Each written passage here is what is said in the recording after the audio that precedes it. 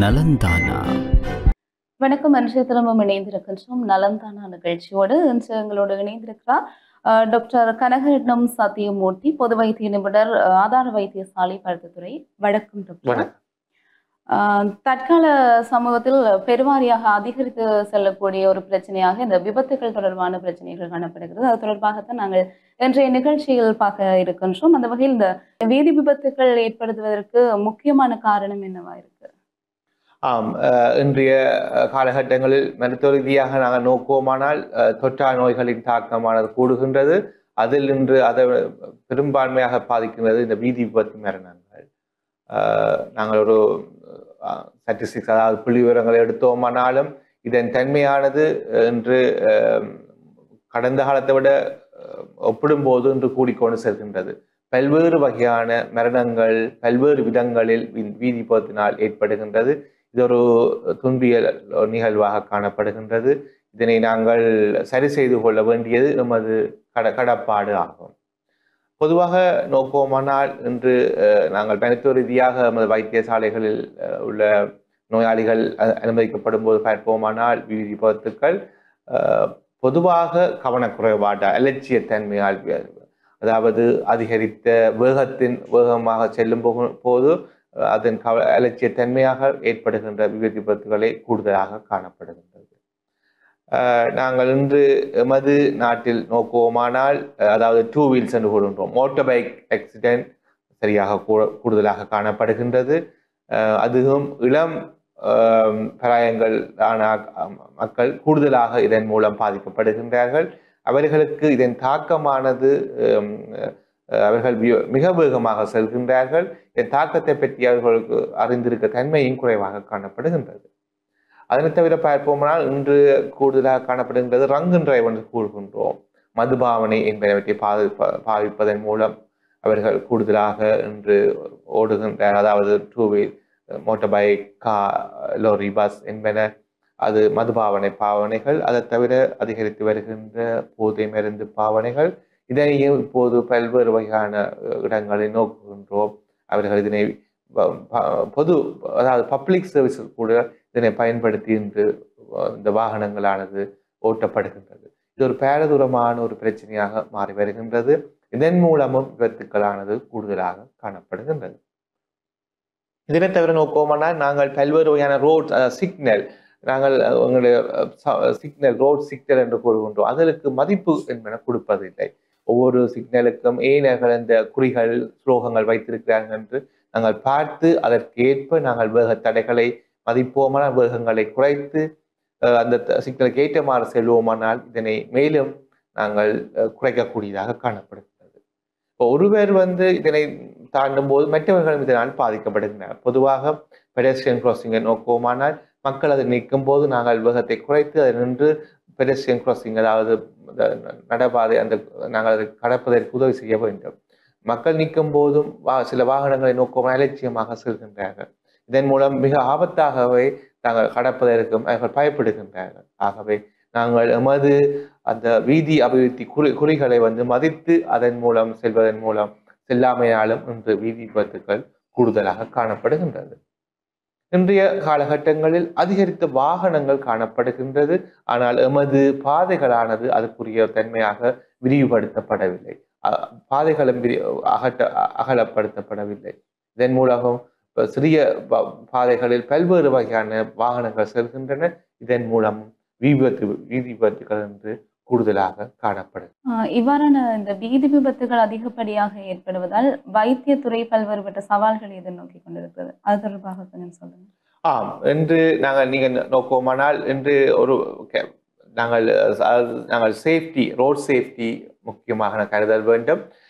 எல்லோரும் இன்றைக்கு நாங்கள் அத்தியாவசியமாக சொல்லிக் கொண்டிருக்கின்றோம். நீங்கள் மோட்டார் பைக்கில் போகும்போது ஹெல்மெட் கட்டாயமாக சேஃப்டி ஹெல்மெட் அணிந்து கொண்டு செல்லுங்கள். முன் ஓடுபவர்களும் பின் இருப்பவர்களும் செல்லுங்கள் என்று கூறுகின்றோம். நாங்கள் ஹெல்மெட் அணிகின்றோம், ஆனால் அதனை பாதுகாப்பான முறையில் அணிகின்றோமா என்பது ஒரு ஒரு கேள்வியாக காணப்படுகின்றது. அதாவது ஹெல்மெட்டில் அது எஸ்பிஎஸ் சான்றிதழானது நாங்கள் நோக்குவோமானால் அது இருக்க வேண்டும். ஹெல்மெட்டை சுற்றி ஒரு ஃபோம் என்ற ஒரு பதார்த்தம் காணப்படுகிறது.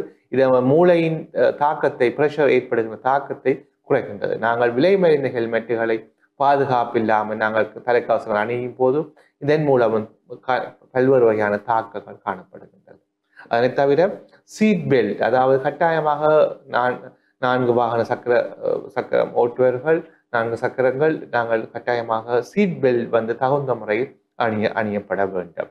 அது சீட் பெல்ட் ஆனது தகுந்த முறையில் வடிவமைக்கப்பட்டுள்ளது. இதன் மூலம் நமது செஸ்ட், அதாவது நெஞ்சில் ஏற்படுகின்ற இன்ஜரி, பின் முதுகில் ஏற்படுகின்ற தாக்கங்கள் என்பனவற்றை குறைக்க முடியும்.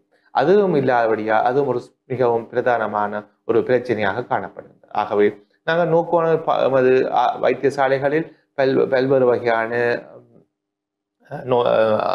அதாவது விபத்துக்கு பிறகு நோயாளிகள் வருகின்றார்கள். அவர்களுடைய தலையில் பல்வேறு வகையான காயங்கள் ஏற்படுகின்றது, இரத்த கசிவுகள் ஏற்படுகின்றது, ஈவன் உடைவுகள், எலும்புகள் உடைவுகளானது ஏற்படுகின்றது.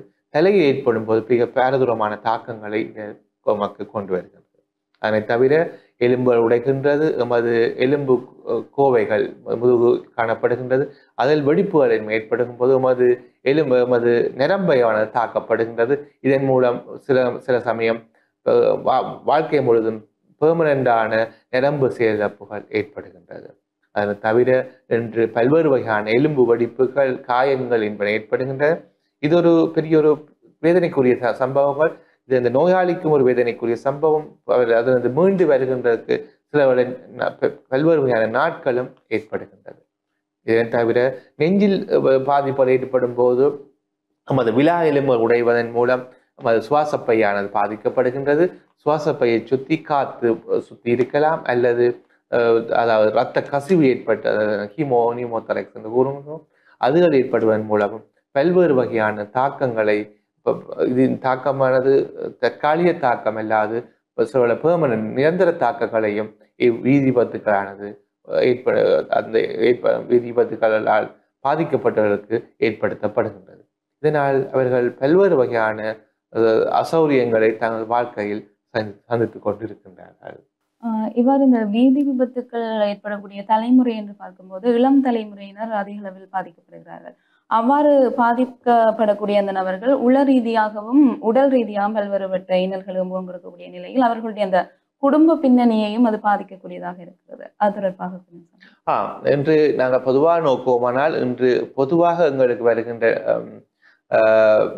இந்த வீதி விபத்துக்கால் பாதிக்கப்பட்ட இளம் சமூகத்தை சேர்ந்தவர் கூடுதலாக காணப்படுங்க. ஏன்னு சொன்னால் இன்றைய வாழ்க்கையில் அவர்களெல்லாம் கூடுதலாக வேலைக்கு செல்கிறார்கள். அதாவது அவர்கள் பல்வேறு வகையான வேலைகளை குறுகிய நேரத்தில் முடிப்பதற்காக மிக வேகமாக செல்கின்றார்கள். இதனால் தாக்கங்களை அவர்கள் அதை பற்றி யோசிப்பதில்லை. இதன் மூலம் அவர்கள் ஒரு ஆக்சிடென்ட் படும்போது, ஒரு தலையில் ஒரு அடிபடும் போது, இரத்த கசிவு ஏற்படும் போது, நாங்கள் சில தாக்கங்களை பொறுத்து அவர்களுக்கு தலையில் நாங்கள் சர்ஜரிகள் செய்கின்றார்கள். செய்யும் போது இதனால் வரும் தாக்கங்களால் பல நாட்களாக வைத்தியசாலையில் தங்க வேண்டிய நிர்பந்தம் ஏற்படுகின்றது. அதனை தவிர அவர்கள் வீடுகளிலும் அவர்கள் படுக்கையாக போக வேண்டிய சந்தர்ப்பங்கள் காணப்படுகின்றது. இதனை தவிர பல்வேறு வகையான இதன் மூலம் பல்வேறு வகையான நோய்களானது வைத்தியசாலையில் இருக்கும் போது ஏற்படுகின்றது. ஆகவே ஒரு இளம் சமுதாயம் இதனால் பாதிக்கப்படும் போது, ஒரு குறிப்பாக ஒரு 21 வயது மாணவன், அதாவது ஒரு மருத்துவ மாணவனோ, ஒரு பல்கலைக்கழக மாணவனோ, ஒரு வெளியில் படிக்கின்ற மாணவன், வேலை செய்கின்ற ஒருவர் இது இதன் ஒரு வீதி விபத்தால் தாக்கப்பட்டு படுக்க இருக்கும்போது அவருக்கு ஒரு பெரிய ஒரு மனச்சோர்வு இதனால் ஏற்படுகின்றது. நோய் நிலைமை தாண்டி ஒரு மனச்சோர்வு ஏற்படுகின்றது. அதனை தவிர அவருக்கு பல்வேறு நோய்கள் ஏற்படுகிற சாத்தியக்கூறும் கூடுதலாக காணப்படுகின்றது. அதனை தவிர அவரை பார்ப்பதற்கு அவருக்கு குடும்பத்துக்கு ஒரு பெரிய ஒரு சுமையானது ஏற்படுகின்றது. அவர்கள் இதற்காக அவர்களது வேலையை துறந்து நிற்க வேண்டிய சந்தர்ப்பம் காணப்படுகிறது. அதனை தவிர அவருடைய வேலையானது, படிப்பானது இதன் மூலம் பாதிக்கப்படுகின்றது. அவர்களுடைய நாளானது இதன் மூலம் மாணவர்கள் நாளானது நீடிக்கப்படுகிறது. இதனால் பல்வேறு வகையான மனச்சோர்வுகள் ஏற்பட்டு அவர்கள் பாதிக்கப்படுகின்றார்கள்.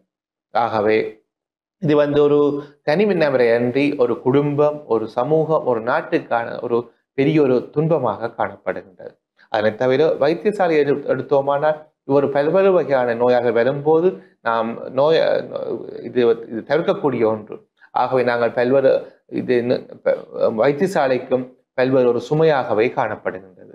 ஆகவே நாங்கள் இதனை தவிர்க்கலாம், இதன் மூலம் இதனை தவிர்த்துக் கொள்ளலாம்.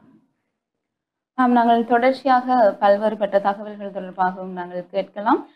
அதற்கு முன்னதாக நிகழ்ச்சியில் சிறிய விளம்பர இடைவேளை.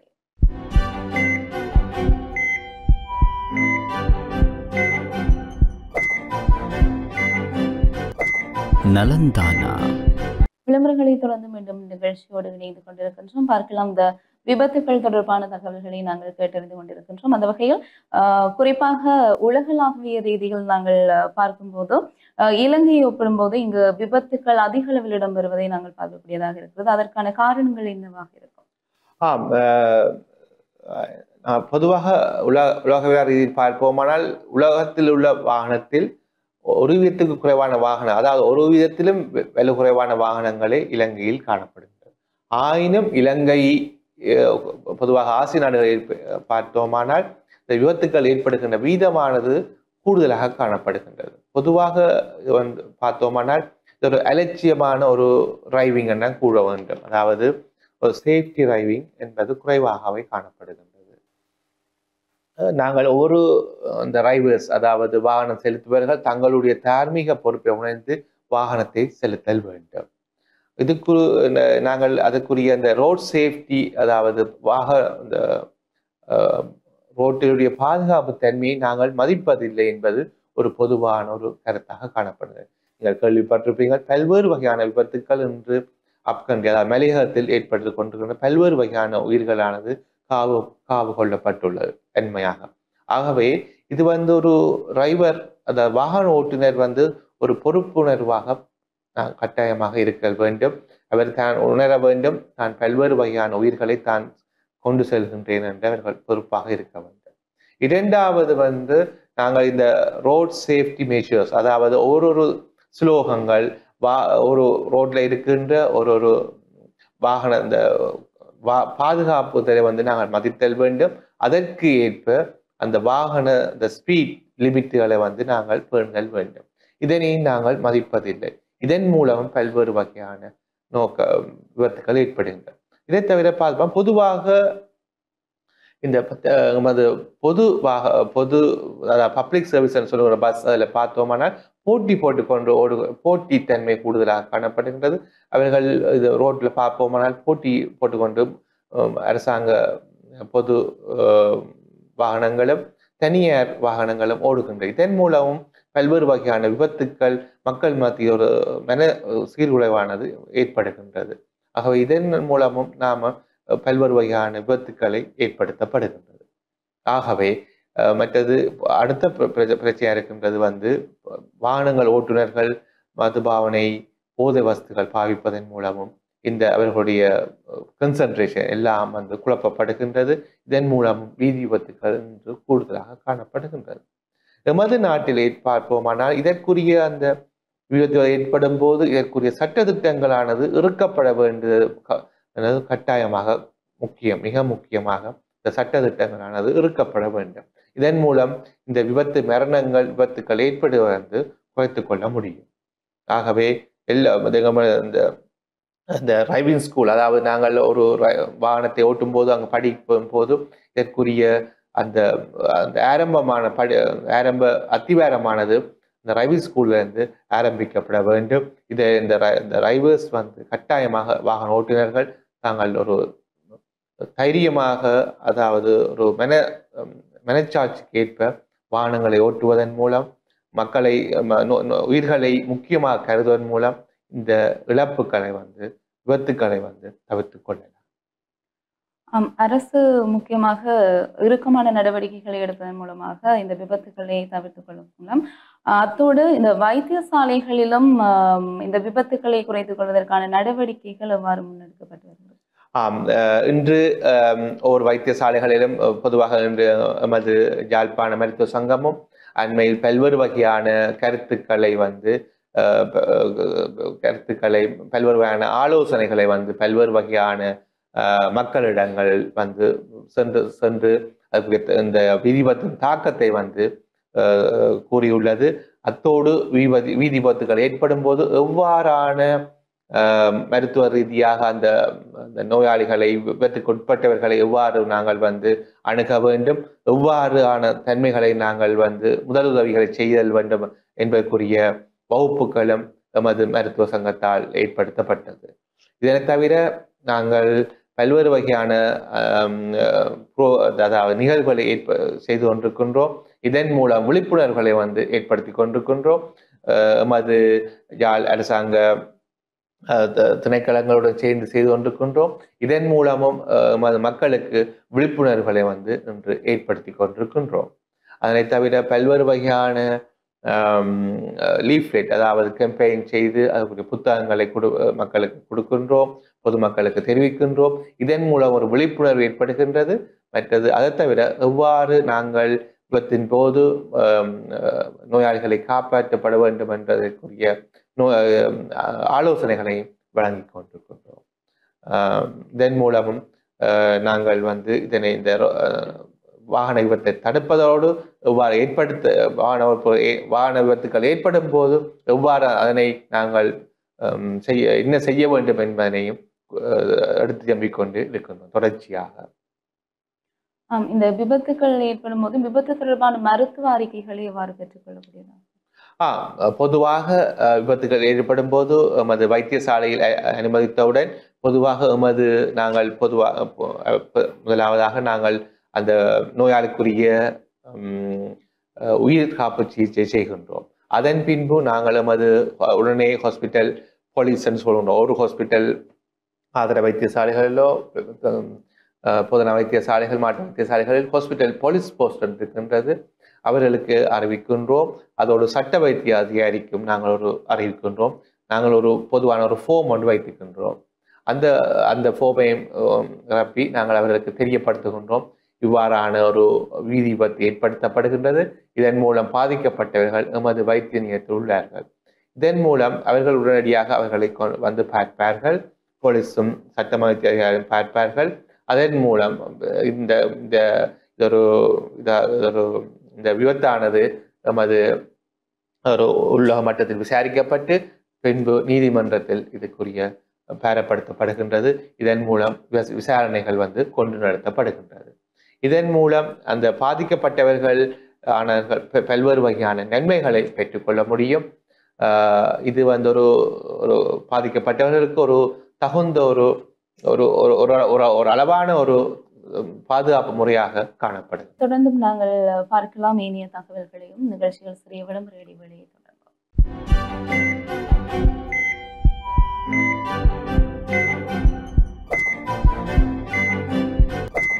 நலந்தானா விளம்பரங்களை தொடர்ந்து மீண்டும் இணைந்து கொண்டிருக்கின்றோம். பார்க்கலாம் நிகழ்ச்சியில் பல்வேறுபட்ட தகவல்களை இந்த விபத்துகள் தொடர்பாக. அந்த வகையில் இந்த விபத்துகள் மூலமாக சட்ட நடவடிக்கைகளை மேற்கொள்ளும் போது இழப்பீடுகள் பெறக்கூடியதாக இருக்குமா? நிச்சயமாக. இப்போ பார்ப்போமானால் இன்று இந்த இழப்பீடு ஏற்படும் போது பொதுவாக இது நோயாளிகள் பாதிக்கப்பட்டவர்கள் அதனை ஏற்படுத்தியவர்கள் மூலம் இதற்குரிய இழப்பீடுகளை பெற்றுக்கொள்ள முடியும்.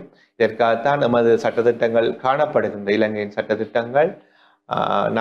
நான் கூறியது போல் நமது சட்ட வைத்திய அதிகாரி, போலீஸ் என்பவர்கள் இதனை வந்து நீதிமன்றத்துக்கு பெறப்படுத்துவதன் மூலம்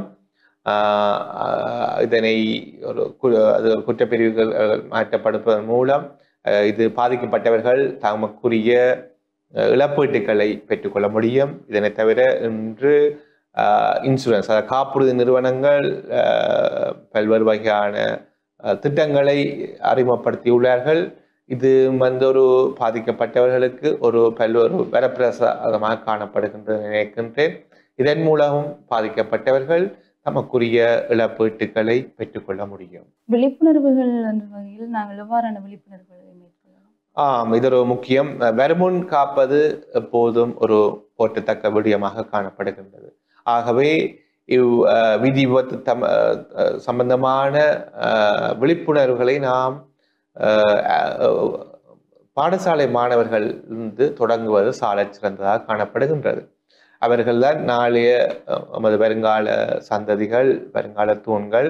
அப்ப நாங்கள் அவர்களுக்கு ஒரு விழிப்புணர்வுகளை ஆரம்பிப்பதன் மூலம் இது வந்து அவர்களுடைய மனங்களில் ஒரு ஒரு ஒரு திட்டங்கள், அவர்கள் அவ்வாறு வருங்காலங்களில் அவர்களுடைய ஒரு பாதுகாப்பான ஒரு சாரதியாக அவர்களை வளர்த்தெடுப்பது அது முக்கியமான ஒரு காரணமாக காணப்படுகிறது.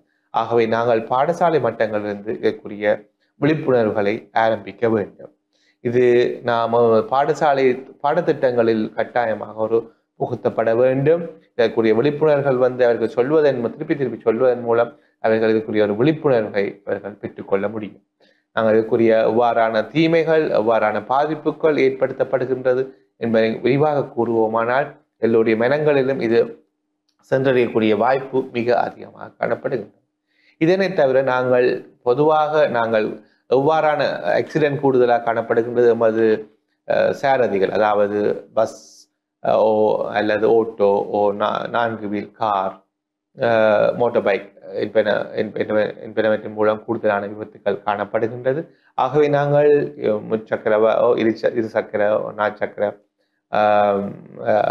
வாகன டிரைவர்ஸ், அதாவது வாகன ஓட்டுநர்களுக்கு உரிய விழிப்புணர்வுகளை ஒரு ஏரியாவாக ஏற்படுத்தப்பட்டு இதற்குரிய விழிப்புணர்வுகளை அவர்கள் மட்டத்தில் நாங்கள் கட்டாயமாக ஆரம்பிக்க வேண்டும். இதன் மூலமும் நாங்கள் கிரமமாக இதை பற்றிய ஒரு விழிப்புணர்வு வந்து கட்டாயமாக அவர்களுக்கு கொடுக்க வேண்டும். பொதுவாக வருடமாகவது ஒரு விழிப்புணர்வுகளை நாங்கள் அவருக்குரிய கொடுக்க வேண்டும். வீதிக்குரிய பாதுகாப்பான சமிக்கைகளை பற்றிய ஒரு விழிப்புணர்வுகளை திருப்பி அவர்களுக்கு நாங்கள் கட்டாயமாக கொடுத்தல் வேண்டும். இதனை தவிர நாங்கள் தகுந்த போதுமான வீதி சமிக்கைகளை, சிக்னல் எல்லா இடமும் இருக்க வேண்டும். பொதுவாக யாழ்ப்பாண மாவட்டமோ இலங்கையில் குறைவாகவே காணப்படுகின்றது. ஆகவே நாங்கள் பொதுவான வாகன நெரிசல் கூடிய இடங்களில் இந்த வீதி சமிக்கைகளை எல்லா இடங்களில் நாங்கள் பொருத்துவதன் மூலம் இதுக்குரிய ஏற்படுவதை தடுக்க முடியும். இதனை தவிர நாங்கள் இதுக்கு சட்டத்திட்டங்களையும் இறுக்கமாக்க வேண்டும். அதாவது வீதி விபத்துக்களை ஏற்படுத்தியவர்கள், கவனீனமாக ஓட்டுவர்களுக்குரிய தண்டனைகளை நாங்கள் கூட்டுவதன் மூலமும் இதற்குரிய விழிப்புணர்வுகளை மக்கள் மட்டத்தில் ஏற்படுத்த முடியும். இதனை தவிர வீதி போலீசார்கள் அவர்களுடைய ஒத்துழைப்பும் மக்களுக்கு கட்டாயமாக கிடைக்க வேண்டும். இதன் மூலமும் மக்களானது கூடுதலாக இதனை விழிப்புணர்வுகள் ஏற்படுத்தப்படும். இதை தவிர இன்னொரு சாலை சிறந்த முறையாக நான் கருதுகின்றேன். அதாவது மோட்டார் சைக்கிள் ஓட்டுவர்கள் தகுந்த ரெக்கமெண்டட் அரசாங்கத்தால் அறிவுறுத்தப்பட்ட தர வகையான ஹெல்மெட்டுகளை தகுந்த முறையில் அணிவதன் மூலமும் விபத்துகள் ஏற்பட்டாலும் அதற்குரிய பாதிப்பிலிருந்து பாதுகாத்து கொள்ள முடியும். அதனை தகுந்த பாதுகாப்பான ஹெல்மெட்டுகளை கிடைக்கக்கூடிய வழிகளையும் நாங்கள் ஏற்படுத்த வேண்டும். இதன் மூலம் நாங்கள் நமது வீதி விபத்துக்குரிய விழிப்புணர்வுகளை ஏற்படுத்துவதன் மூலம் இந்த வீதி விபத்தை தடை செய்து கொள்ளலாம். இந்த விபத்துகள் ஏற்பட்டு வரக்கூடிய நபர்களுக்கு உடனடியாக சிகிச்சைகள் மேற்கொள்வதற்கான அந்த சாத்தியப்பாடுகள் அனைத்து வைத்தியசாலைகளிலும் காணப்படுகிறது. பொதுவாக நீங்கள் ஒரு விபத்துக்கு ஏற்படும் போது நாங்கள் ஒரு வீதியில் ஏற்படுத்தப்படும் போது பொதுவாக நாங்கள் நோக்கும்போது இந்த நோயாளிகளை நாங்கள் அப்படியே ஒரு ரத்தங்கள் ஏற்படும் போது அந்த இடங்களை ப்ரெஸ் பண்ணி ரத்த கசிவுகளை நாங்கள் குறைக்கிற தன்மையை பண்ண வேண்டும். அத்தோடு உடனடியாக போலீஸ் ஆம்புலன்ஸுக்கு கால் பண்ணி அதன் மூலம் ஒன்று நாங்கள் 190 கால் பண்ண உடனடியாக வருகின்றார்கள். பொதுவாக கால் பண்ணுவதன் மூலமும் அவர்களை உடனடியாக அழைத்து பாதுகாப்பான முறையில் நாங்கள் மேட்டல் வேண்டும். ஏனென்றால் வீதி விபத்தின் போது எமது முள்ளந்தண்டுகள், எமது நரம்புகள் பாதிக்கப்படும் தன்மைகள் கூடுதலாக காணப்படும். ஆகவே நாங்கள் அதற்குரிய பொருத்தமான நாங்கள் சொல்லுகின்றோம் அந்த பெட் இருக்கின்றது, ஃபிளட் பெட், அதாவது நோயாளிகளை காவி செல்கின்ற அந்த பெட், அதன் மூலம் காவி செல்லும் போது இந்த தாக்கங்களின் தன்மைகளை குறைத்து கொள்ள முடியும். இதனை தவிர எல்லோரும் முதலாவதாக நோக்கம் பாதுகாப்பான முறையில் அந்த நோயாளியை பாதிக்கப்பட்டவரை நாங்கள் பராமரிக்க வேண்டும். அவர்களை மற்றும்போது நாங்கள் அவர்களை இரத்த கசிவுகளின் ஏற்படும் போது அருகில் உள்ள வைத்தியசாலைக்கு நாங்கள் ஏதாவது வாகனங்கள் இருந்தால் கொண்டு செல்லலாம். அங்கு ஆரம்பகட்ட சிகிச்சைகள் அங்கே நடைபெறுகின்றது.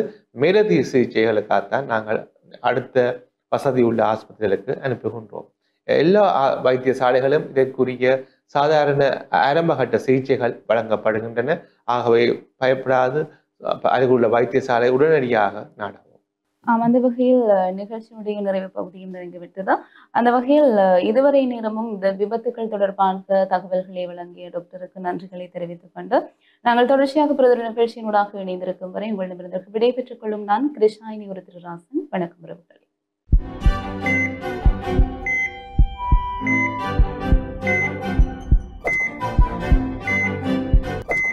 நலந்தானா.